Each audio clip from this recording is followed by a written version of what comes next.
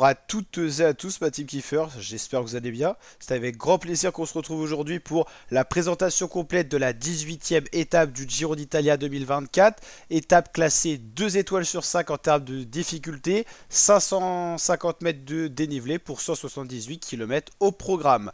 Ça sera un profil qui sera relié entre Fiera di Primiero et la ville de Padova. On devrait très certainement assister à un sprint massif dans la ville de Padova. Ça sera l'avant-dernière opportunité pour les sprinteurs de s'exprimer. On aura également la traditionnelle arrivée à Rome qui sera une arrivée au sprint. Donc là, ça sera l'occasion pour les sprinteurs encore en forme malgré le passage dans la montagne de s'exprimer.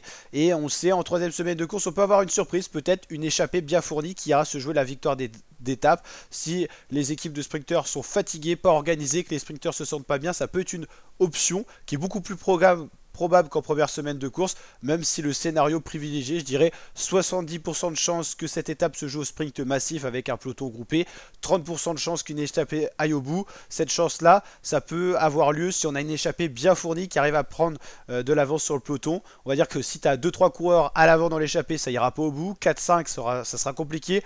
Plus d'une dizaine, si les équipes de sprinters n'arrivent pas à verrouiller, que le peloton se désintéresse de l'échappée, là ça peut être intéressant pour les baroudeurs, donc 30% de chance qu'on ait un autre scénario que du sprint, que ce soit une échappée bien fournie, ou un coureur qui tente le coup des 10 km ou du dernier kilomètre, sachant que les équipes de sprinters seront plus fatiguées, moins fournies avec les abandons et tout ça.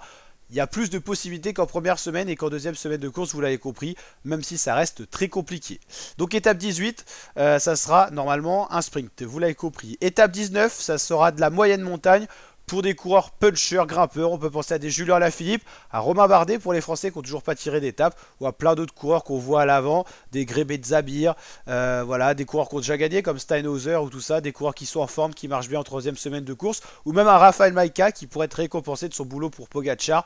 Peut-être pas sur cette étape-là qui paraît pas assez dure, là ça paraît plus un profil pour une échappée qu'aille au bout. Je pense pas que Pogacar veuille forcément gagner cette 19e étape.